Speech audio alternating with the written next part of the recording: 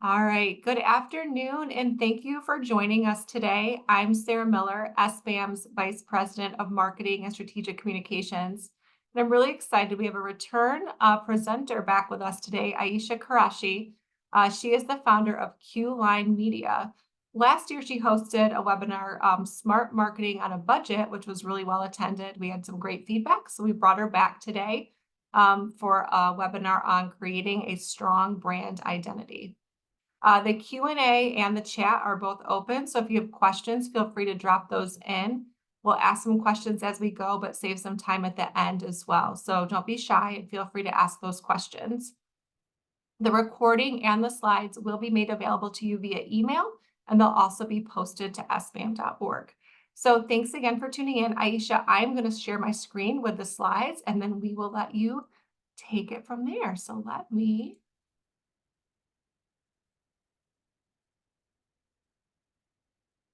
All right, it's all yours. Okay, just a second. It's still Oh, loading for me. getting it? Yep. All Great. right. Hello. Welcome to creating a strong brand identity and differentiating yourself from competitors. My name's Ayesha. As Sarah said, I'm the founder of Q Line Media. We are a marketing agency that works with small businesses primarily to help them spread the word about their business and achieve whatever marketing goals they have. If they don't know what their goals are, we help them identify those. So what are we going to talk about today? We are talking about, actually, Sarah, can you hop on down to slide 4, please? All right. So today we're going to talk about your brand, its essence. We're going to look at what strategic branding is, foresight, evolution, and really talk about transitioning from passive to active brand building efforts. So a lot of the small business owners I work with, they are bogged down with everything from like actually doing the work to, working with maybe 1 or 2 employees, trying to figure out how to spread the word about their business. And so branding kind of falls to the wayside and they do it very passively, like, oh, here's my logo, or, maybe trying to like throw up a website. And there's very little thought that I see going into it. And that's just because of a lack of time, not because of a lack of want. So we're going to dive into what this actually looks like and give you some practical points on how you can work towards actively branding your business. So we're going to talk about the power of branding, why it's super important for small businesses in particular, and then how you can use your branding to set yourself apart from competitors. So we can hop on down to slide 7. So what is branding? A lot of the people that I talk to, and I talk to business owners on a daily basis, and when we think about branding, the first thing that probably comes to mind is a logo. But it's so much more than a logo. Branding is not a logo. It's not your font. It's not colors. I want you to think bigger when you think of branding. It's the heart and soul of your business, right? It plays a fundamental role in your marketing strategy, how your audience perceives your brand.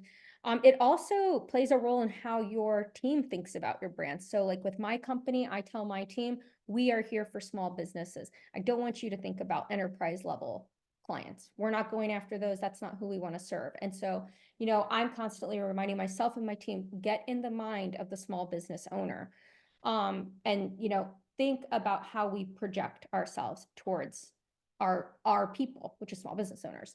So think about the tones that you're using and what do your colors say. I'll give you guys an example. When my very first version of my website, I did it and I was like, oh, this is great. And after a little while, I realized, wait, this is like totally branded the wrong way. I didn't put myself in the mind of small business owners because I was coming from a corporate world. And so I realized, wow, this website makes me look like I'm very expensive and made for, Fortune 500 companies. And so I went back and I rebranded it. And that's something that I encourage all of my clients and any small business owner in general to do, is think about who your audience is and what you want them to think about you. So this branding is really the practice of creating a distinctive and recognizable identity. So logo and colors play a part in it. It really aims to differentiate you from your competitors and build a strong and consistent image that resonates with your consumers over time. And so like you can put together, your whole branding playbook. You could think about how you want your audience to think about you. You can train your employees to talk about you a certain way. Um, but really that branding comes over time and doing everything consistently. So 60% of consumers will avoid a company with a weird or unappealing logo, even if they have good reviews. So I point this out because I want you to realize that it's a lot more than your logo, right? You can have a good logo, you can have a bad logo, but your branding has to transcend that. All right, so we're going to dive into the components of branding.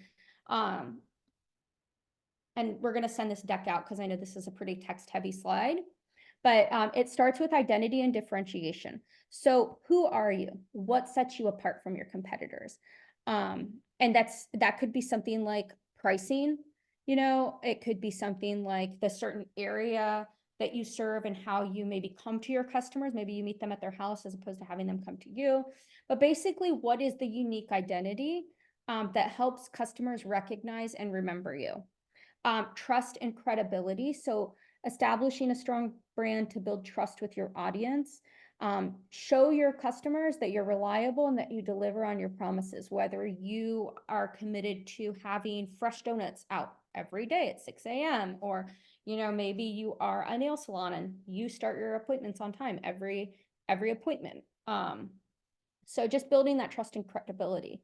And then emotional connection, because so much of what we do as small business owners is about that emotional connection. You're building relationships with your customers and you want them to feel a sense of belonging and loyalty. And so your brand has to communicate that. Consistency, again, constantly ensuring that your messaging, your visuals across all of the different marketing channels, and I go a little bit into marketing channels later on in the slide presentation, but just making sure you're constantly reminding them of who you are. Customers need to hear at least 7 or 8 times, this messaging before it starts to stick in their head. So we are hit daily with 10,000 plus advertising messages. And so don't feel like you're being a pest if you're blasting that message out. It might be more annoying to you than it is to your audience, especially when done right. Value and pricing. So your stronger brand can allow you to command higher prices for your products or services. And there's a restaurant here in the Detroit area, which is where I'm based out of, that I go to, and I love their food. Their brand is all about fresh, healthy food, and they deliver on their promise. And so I'm willing to go there and pay, $4 or $5 more for a salad than I might at the place across the street, because I get that consistent product and I feel like I'm getting value. And then recognition and recall. So memorable branding allows people to quickly remember who you are. And so in a conversation with somebody, maybe they're looking for a nail salon, or they're looking for a company that does house cleaning, and somebody says, oh, I saw this billboard, maybe you should check them out. Or I saw this ad on Instagram, maybe you should check them out. So, just keeping that in mind. So branding is an investment that yields long-term growth.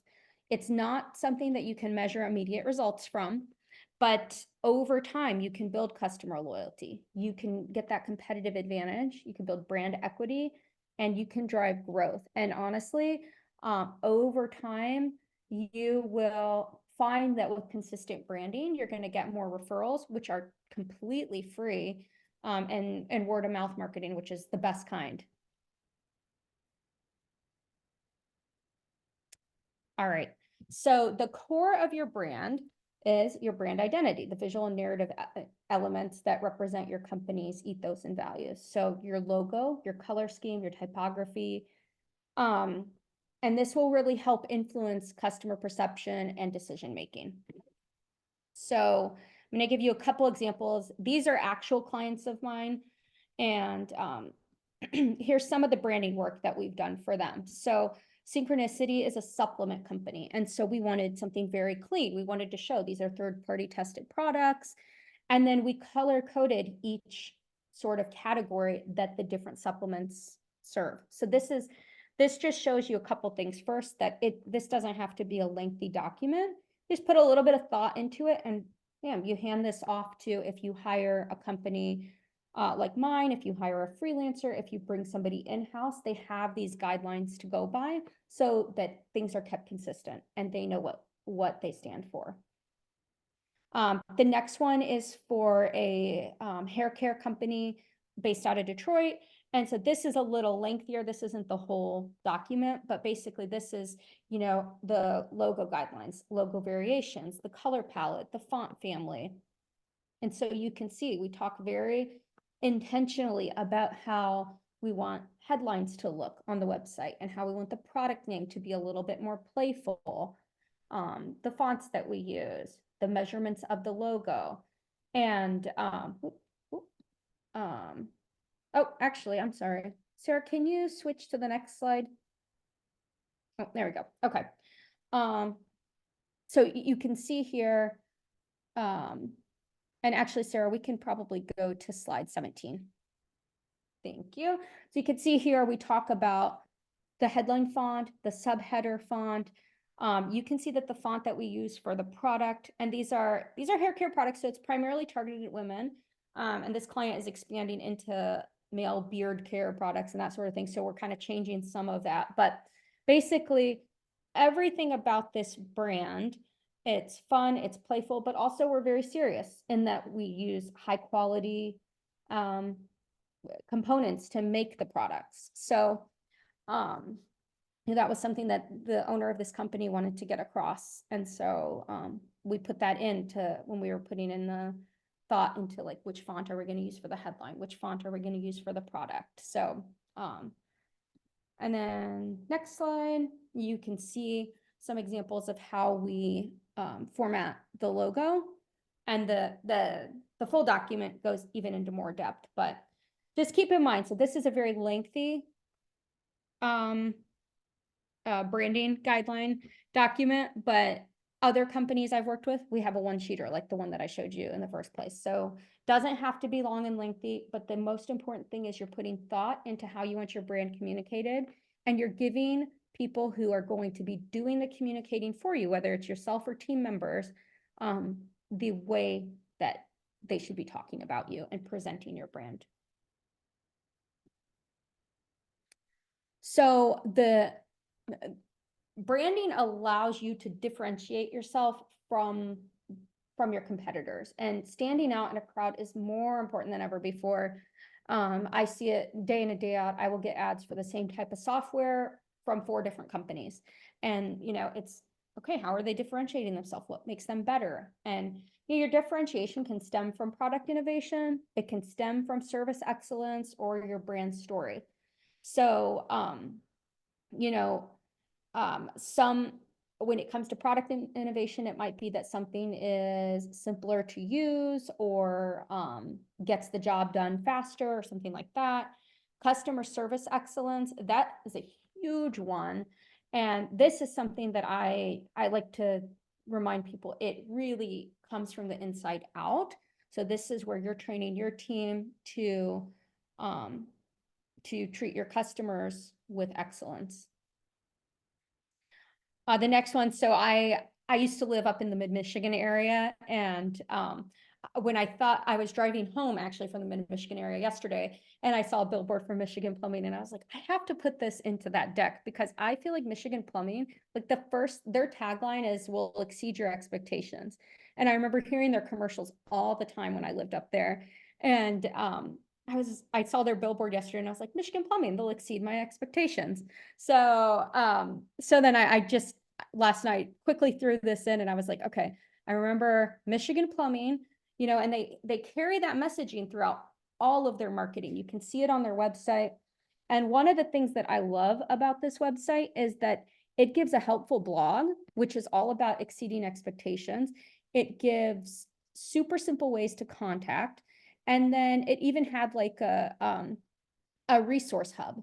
So it really, it does exceed people's expectations when it comes to like, what do you get when you go on a plumbing website? And Michigan Plumbing, and then the next company I'm going to show you, I just fair warning, they're not my clients. So just keep that in mind.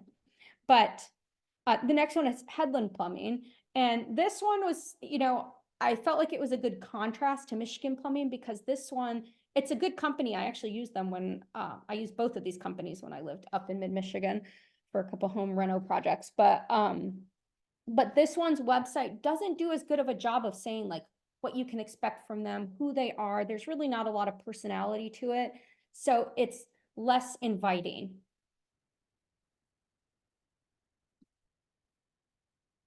So before you dive into like building out your brand, you want to think about who you're speaking to. And this is something that I tell business owners all the time. Like, your audience, your people. You might have to like, ask some questions to get the right answers, but understanding your target market is the first step in effective branding.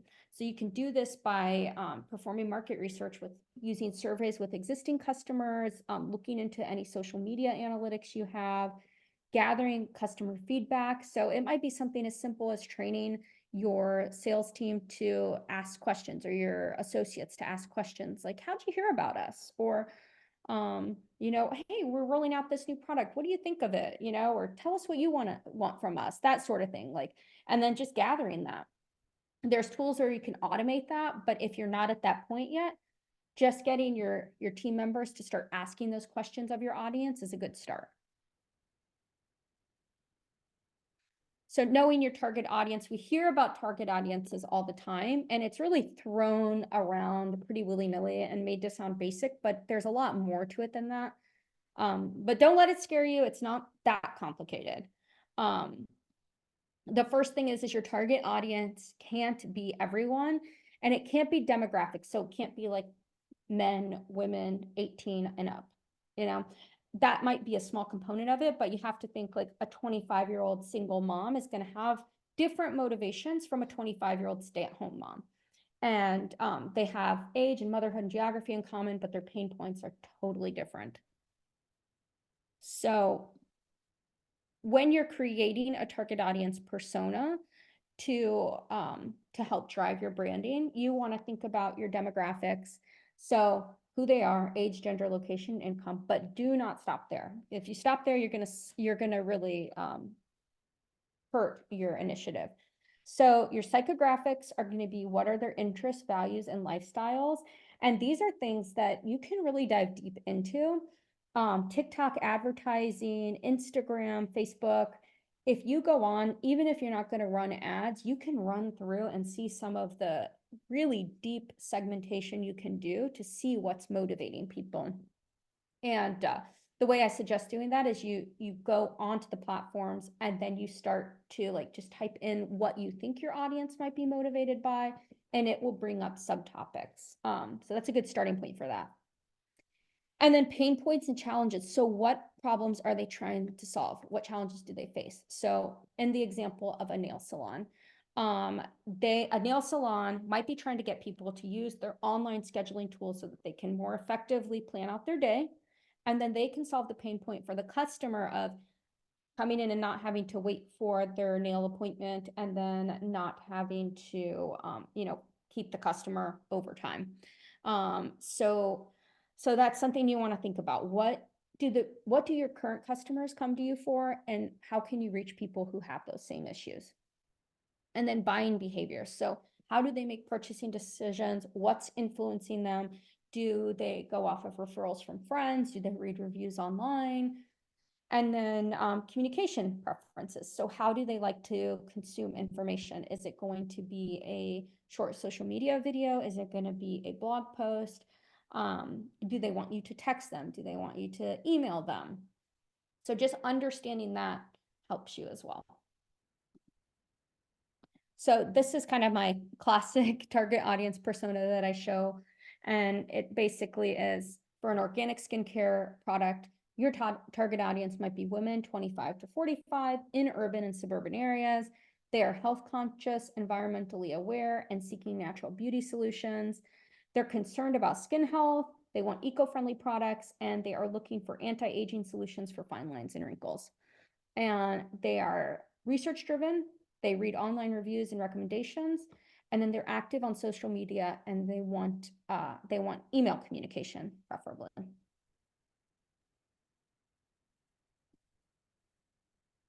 So as you build your brand, you're going to move into using it in your storytelling. And storytelling is powerful because it's connective. So you build that emotional relationship and connection with your audience. They're relatable, so people can relate to characters and conflicts and resolution. And then they're memorable. So facts and figures fade and stories stick. So people remember stories far more than they remember data. And in fact, 22 times is the number people are more likely to remember stories than facts and statistics. And I do see the irony in the fact that I am telling you a fact and statistic. So how do you tell your unique story though? So you're starting to build your brand, you know what people are interested in hearing and how you want to communicate, how you meet their needs. So compelling brand story connects emotionally with customers. It has typically an origin, a mission, a vision, and values. The most important thing is you have to be authentic and focus on what makes you unique. So for example, our brand story for Q-Line Media is our story, we're shedding light in marketing darkness. Our values are fairness, transparency, and partnership. And our mission is advocating for small businesses. So the longer form version of that is our journey began with a simple yet profound observation. Too many businesses were navigating the world of marketing in the dark. I witnessed firsthand the frustration and confusion experienced by clients who felt disconnected from marketing investments. So I was driven to provide a transparent and fair partnership with businesses. We believe that every business, regardless of size, deserves to understand the value of their marketing efforts and the impact of their bottom line. And at the heart of our agency are our core values: fair pricing, transparency, and a consultative partnership approach. We reject the one-size-fits-all mentality and instead opt for tailored strategies that meet the unique needs of each client. And we're flexible. So we've seen the detrimental effects of rigid contracts and cookie cutter marketing tactics, which is why we prioritize adaptability and agility in our approach. So, and then our mission, advocating for small businesses. We're more than marketers. We want to be advocates for our clients. And our mission is to help level the playing field and empower the businesses that we work for. So knowing these components, I take this, and if I'm at a networking event or if I'm just talking to somebody and they ask what I do, I kind of try to weave those in because that's my brand story and that's what my team members know. And that's how we keep it consistent when we're creating social posts or writing a white paper or whatever it might be. So, your brand story as you write it out, and you might have to iterate it many times, but basically you want to get it to a point where all of the key components, the story, the values, and the mission come together to where you can share them like that and where your team can share them. So the other thing you're going to need to work on as you're working through your branding is your unique value proposition, because this is, again, what's going to differentiate you from your competitors. So this is a clear statement that describes the benefit you offer, how you solve your customers' needs, and what distinguishes you from the competition. So you want to keep it simple, specific, and memorable. And here's how you're going to do that. You're going to identify your audience. So again, define your target demographics and pain points like we talked about earlier.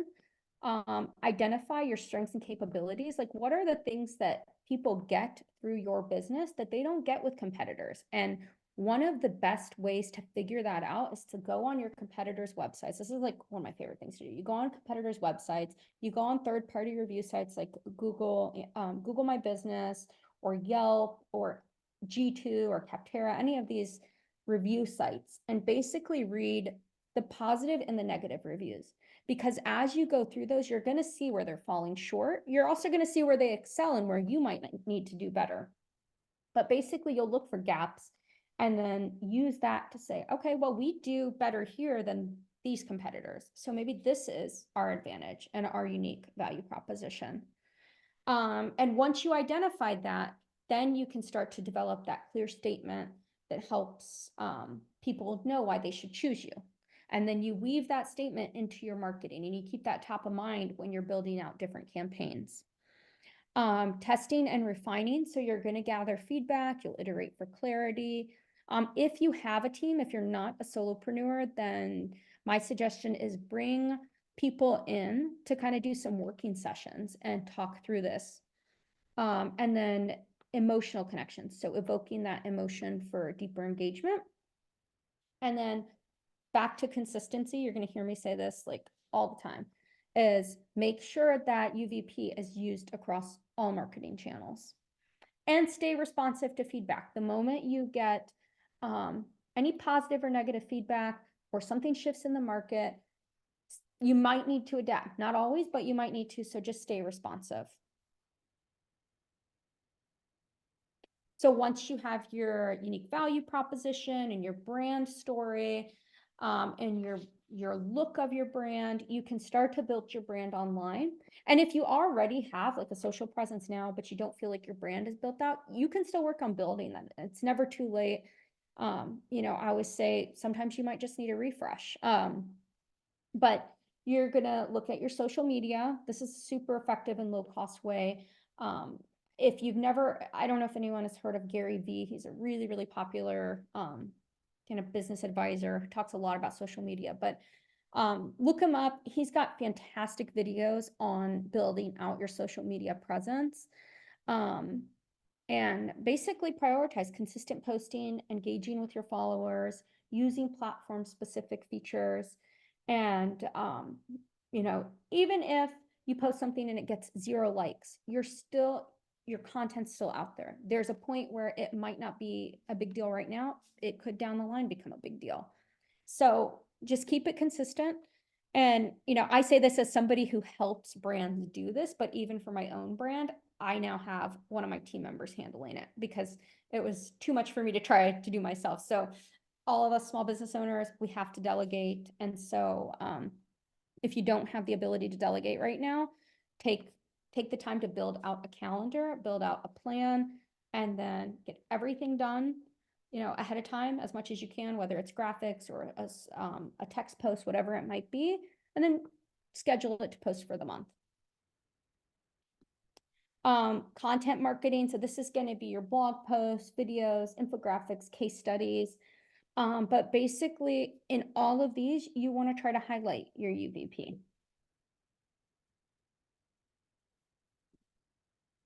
And then don't just think about your transactions, your customers' perceptions and their interactions with your brand are so important.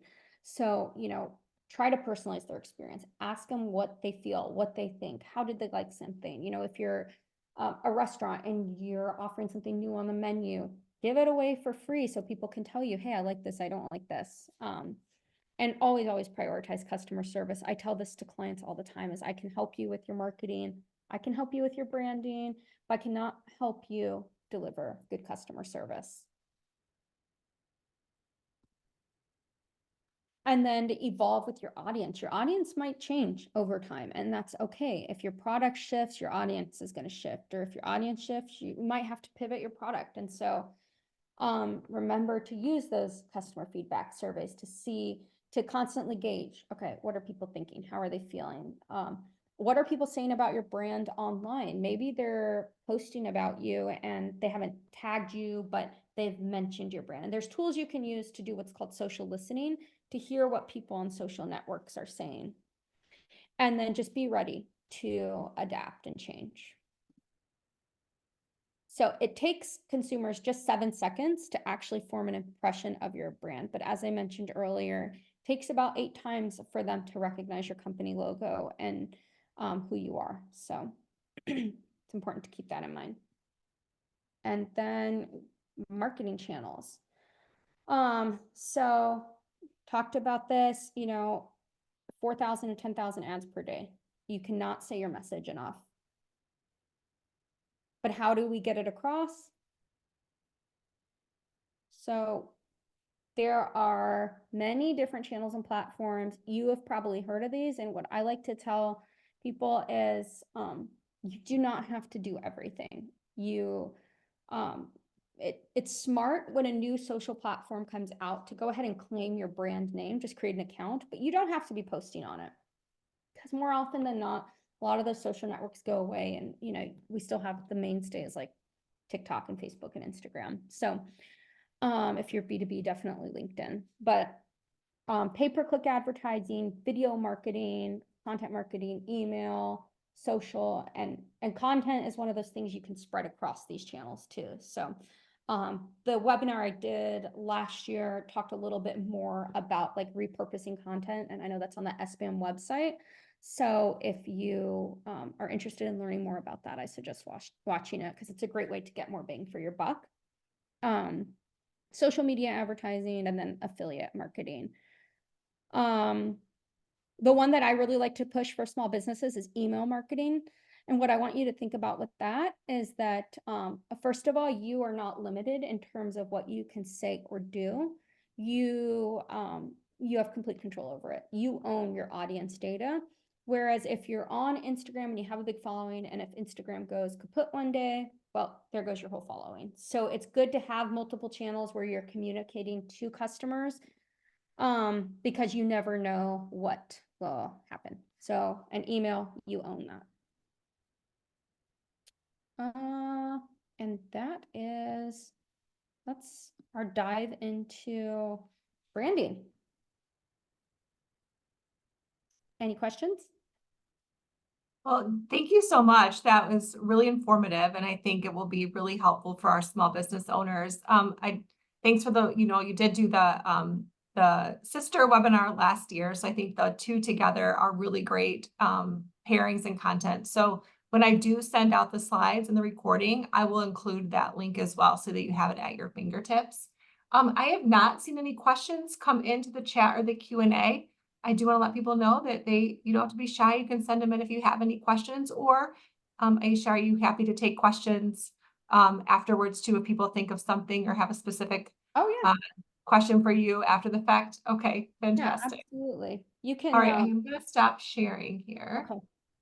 Yeah, and you guys Great. everybody's welcome to connect with me on LinkedIn if you want and shoot me a question through there or send me it Oh, through Sarah.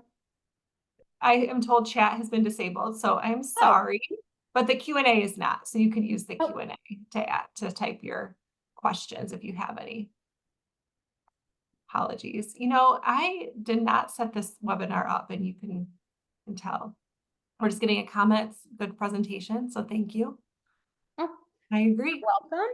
All right. Well, I think now I'm trying to answer these questions here And we without, can hang out for a few minutes because we have a little bit of time. yeah, Um, no, I think, let's see if we get another one coming in here. Oh, so here's a question. Do you have any specific things that should be in your story? That's a really great question. yeah, I like that. So what I like to think about how, like, what are the stories that kind of capture us if we're reading like a fiction book or telling a story to our kids, and we like that kind of like hero arc.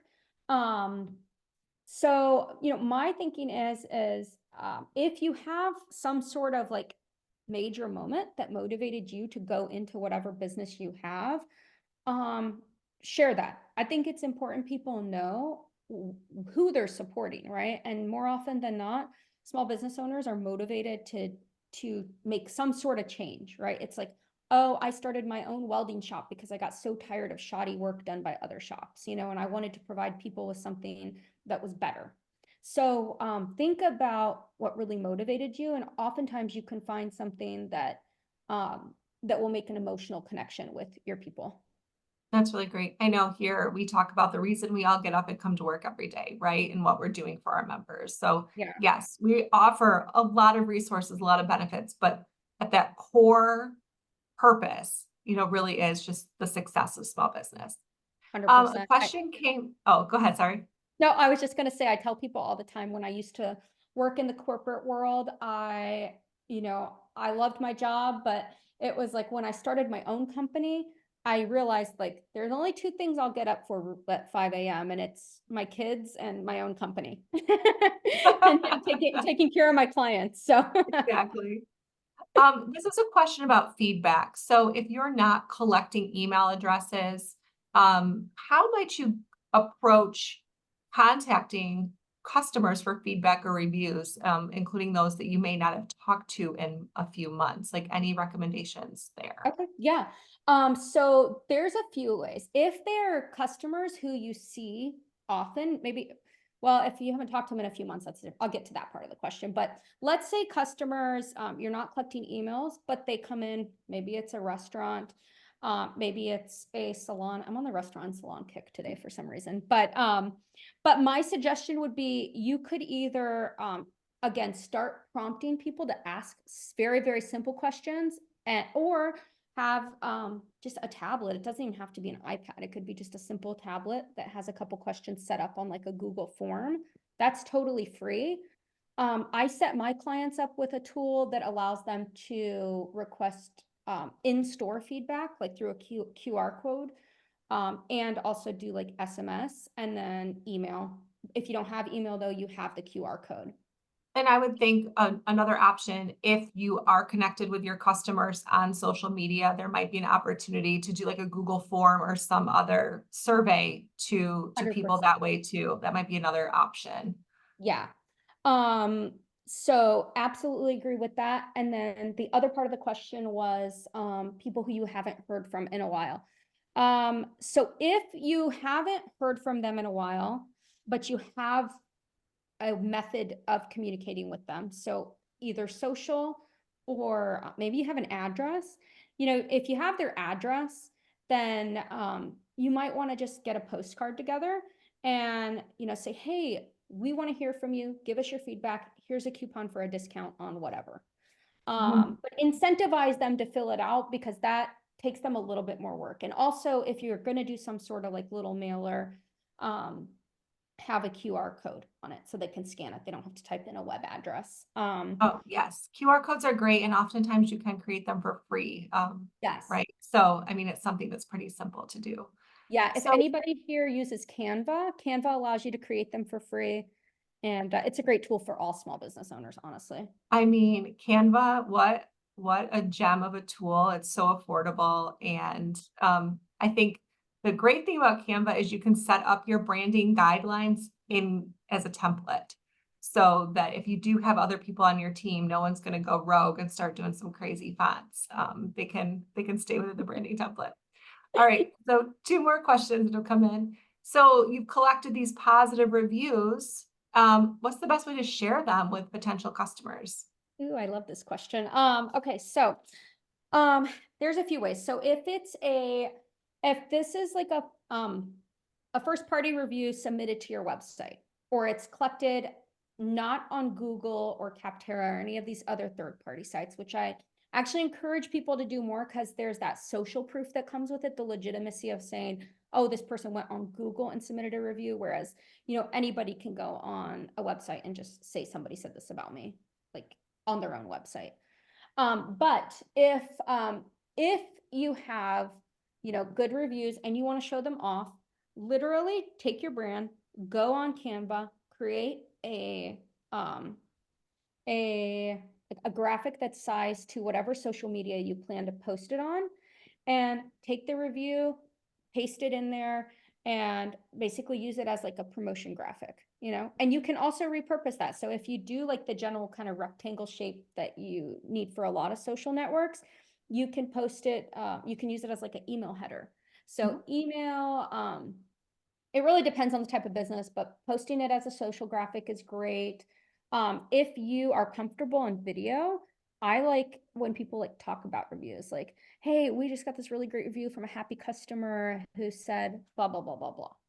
Oh, really loved your salad and everybody at the wedding enjoyed it. Or wow, this wedding photographer was amazing. And so that's something that you can also do is just create little video clips of it. Um, and then when you do that, at the end of those videos or at the end of whatever you share, post a link to wherever you want somebody to share your review and say, You know, did you have a similar experience? Do you love us? Tell us what you think. Click here. That's So you can great. check I the like that. Yeah, use it to solicit more feedback from other people. exactly. Get Yeah. the ball rolling a little bit. Yeah, for sure. Another question. So this person has already invested a substantial sum of money in their branding, and now the budget is busted, right? We spent our money. So what are some expensive ways to implement the brand now that it's been created? Okay, so I would have to know exactly what was done, but my suggestion, and 10,000 is expensive. So don't laugh at that number anyway. That's a lot of money. But my suggestion would be, okay, I'm gonna assume you have some sort of graphic kind of guidelines put together. So if you have a logo, do a quick audit of any channels that you're on, any social channels, your website, and make sure that logo's everywhere.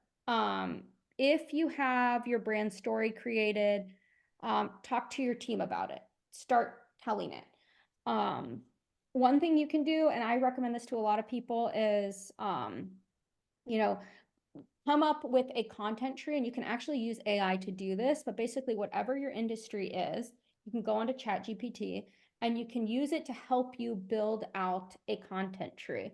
And basically that'll give you some ideas for what you're going to post on social.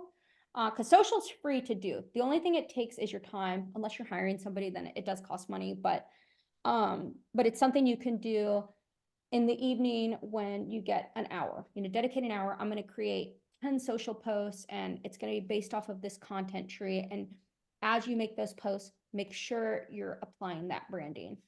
Mhm. Um, if so, I would start. I think the lowest cost and lowest hanging fruit is for you not knowing your business or anything around your branding or what was exactly done, but would probably be to do an audit of your online presence and then just make sure like all your imagery and verbiage and even like your about us section, is that consistent across all Mhm. platforms?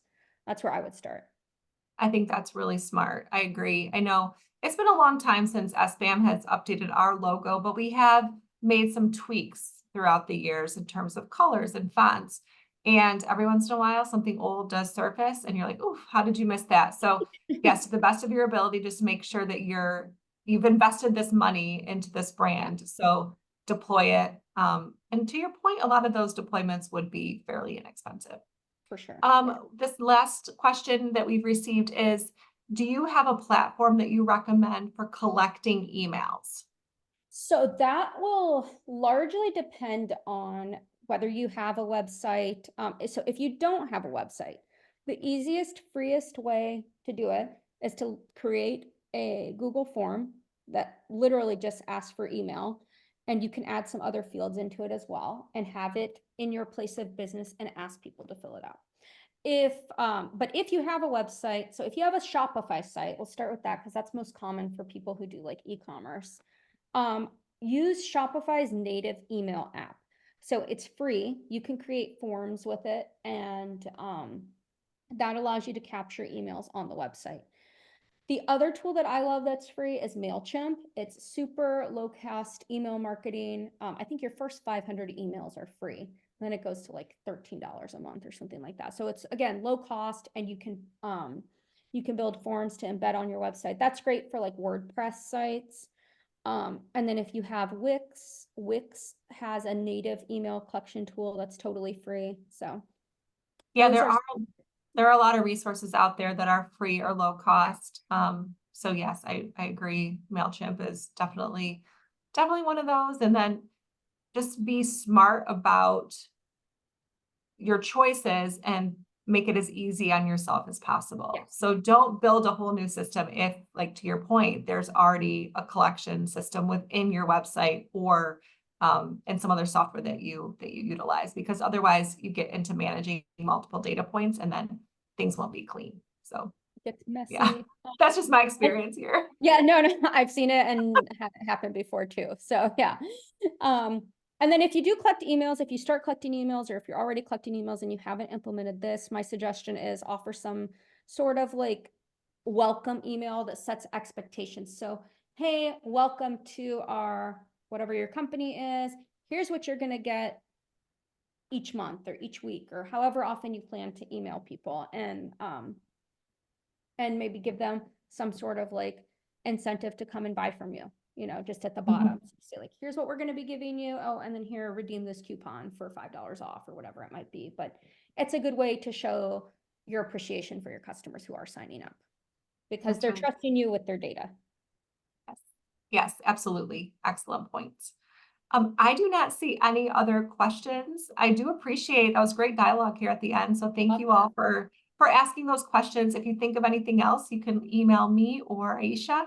We'll send out the follow-up as promised. And be sure to keep up to date on sbam.org/events for other webinar opportunities that we have coming up, and for our in-person owner-to-owner business networking events. We're in Kalamazoo tomorrow and we're in Ann Arbor next week. So if you are in either of those areas, maybe we'll see you at an in-person event. Ayesha, thank you so much for your great presentation today. I'm sure we'll see you back here again in the near future. Yes, thank you. All right. Bye, everybody. Bye.